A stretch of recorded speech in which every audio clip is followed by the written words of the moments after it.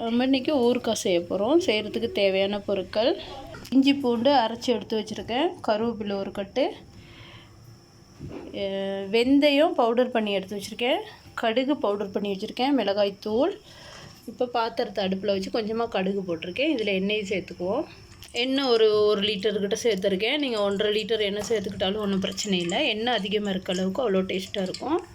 இப்போ இதில் நம்ம இந்த மிளகாய் தூள் இதுகளை சேர்த்துக்குவோம். இதில் இஞ்சி கருவேப்பிலை சேர்த்துருக்கோம். நல்லா இது பொரியட்டும்.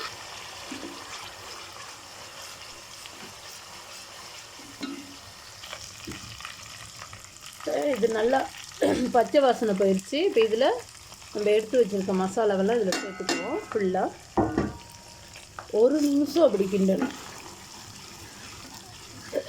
அடுப்பை குறைச்சி வச்சு 1 நிமிஷம் கிண்டணும். இப்போ எடுத்து வச்சுருக்க லெமனை சேர்த்துக்கலாம். இந்த அளவு வரும்போது இது எல்லாத்தையும் சேர்த்து நல்லா கலந்து விட்ருவோம்.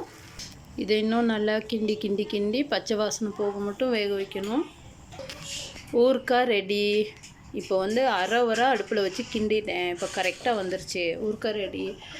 இந்த மாதிரி செஞ்சு பார்த்துட்டு பிடிச்சிருந்தா லைக் பண்ணுங்கள், ஷேர் பண்ணுங்கள், சப்ஸ்கிரைப் பண்ணுங்கள். தேங்க்யூ.